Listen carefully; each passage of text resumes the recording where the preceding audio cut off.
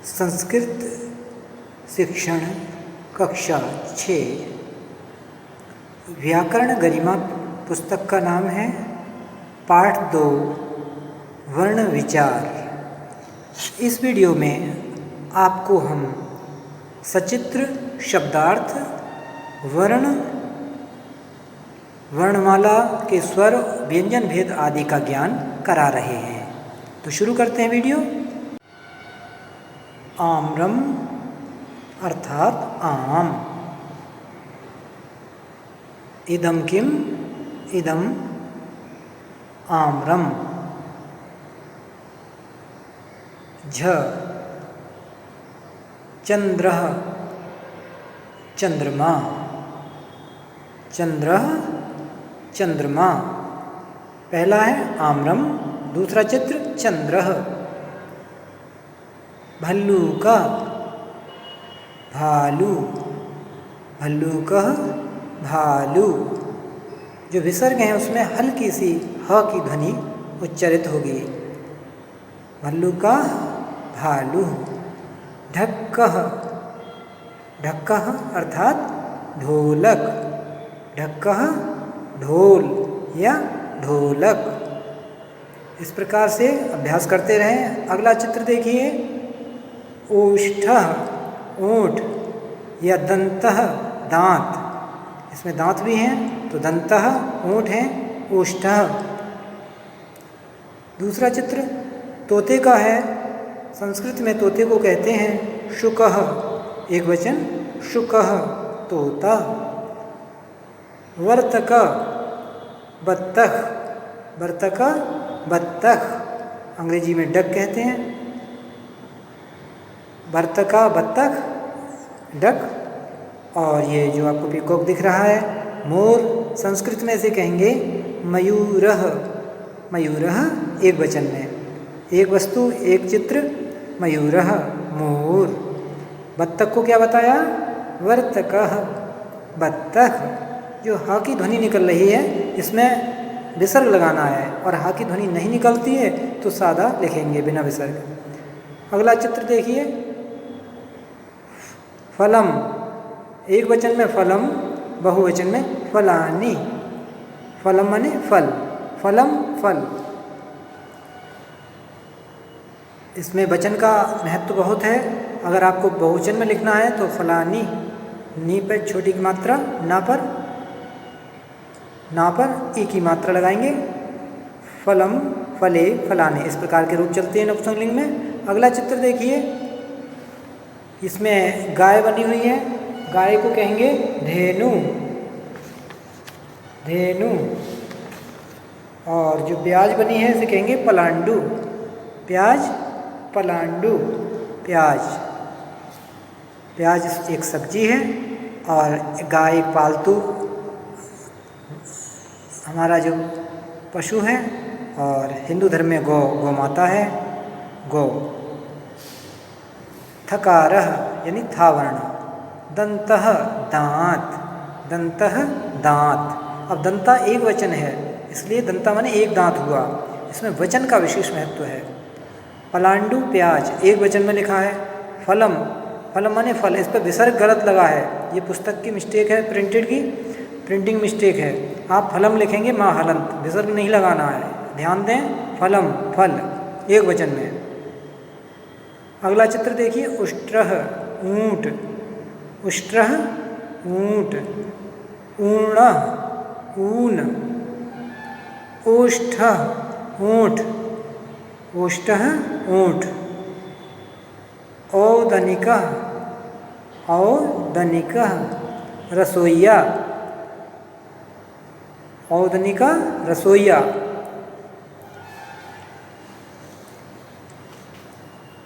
अगला चित्र देखिए। मंडूकः मेंढक, फ्रॉग, मंडूकः मेंढक।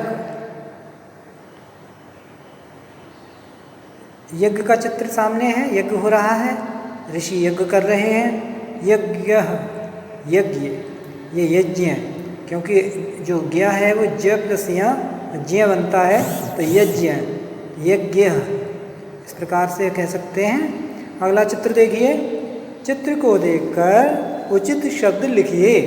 आपकी अभ्यास पुस्तिका में दिया गया है ये कार्य, अपनी नोटबुक में कर सकते हैं, चित्र भी बना सकते हैं। ये सचित्र एक्टिविटी में आपके ये इसको काउंट किया जाएगा। पहला चित्र है कबूतर, इसका चित्र संस्कृत लिखेंगे कपोतः। दूसरा सर्पः, सांप। तीसरा है ऊंट बना हुआ कैमल, उष्ट्रः। एणः, हिरन, हिरन को हरिणा भी कह सकते हैं, एणः हिरन। ऐन्द्रजालिकः, जादूगर, ऐन्द्रजालिकः जादूगर। ऋषि, ऋषि, ऋषि, ऋषि, ऋषि। ऋकारः, ऋर, ऋकारः ऋर। वर्तकः, वर्तक।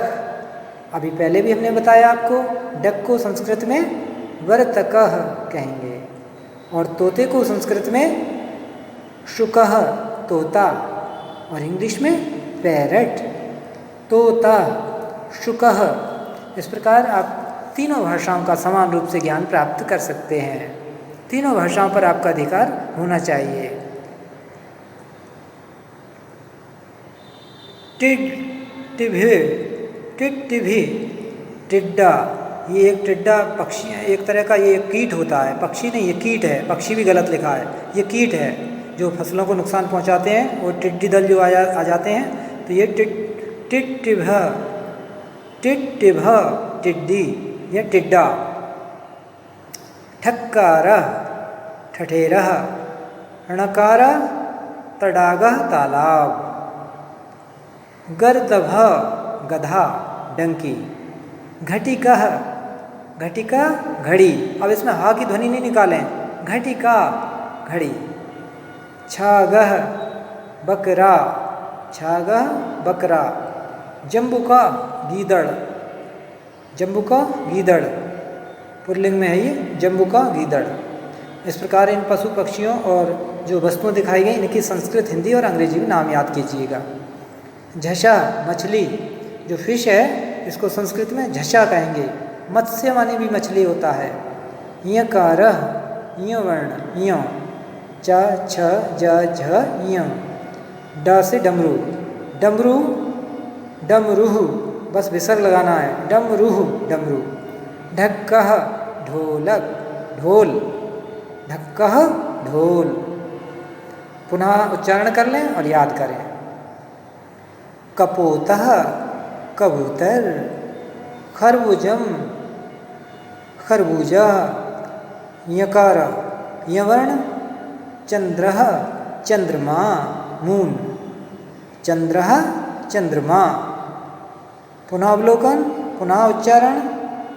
कपोतः, कबूतर। खरबूजम, खरबूजा। तरबूजम, तरबूजा। इस चित्र में तरबूज का चित्र है, गलती से खरबूजा लिखा है। प्रिय विद्यार्थियों, कक्षा 6 की संस्कृत व्याकरण में सबसे पहले हम आपको बताते हैं कि व्याकरण का क्या महत्व है। व्याकरण का महत्व। व्याकरण नियमों का एक ऐसा समूह है जो नियमों के द्वारा भाषा को अनुशासन में रखता है। किसी भी भाषा का ज्ञान प्राप्त करने के लिए व्याकरण को जानना अत्यंत आवश्यक है। व्याकरण का ज्ञान ही भाषा का शुद्ध प्रयोग करना सिखाता है।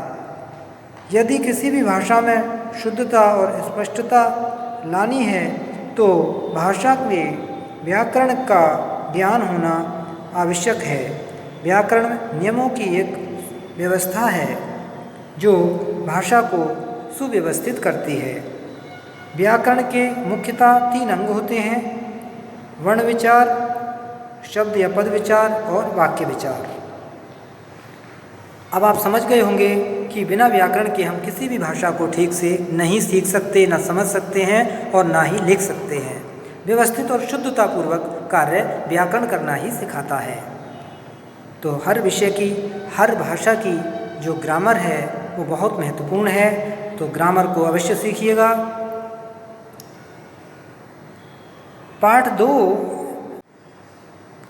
संस्कृत व्याकरण गरिमा पाठ 2 वर्ण विचार।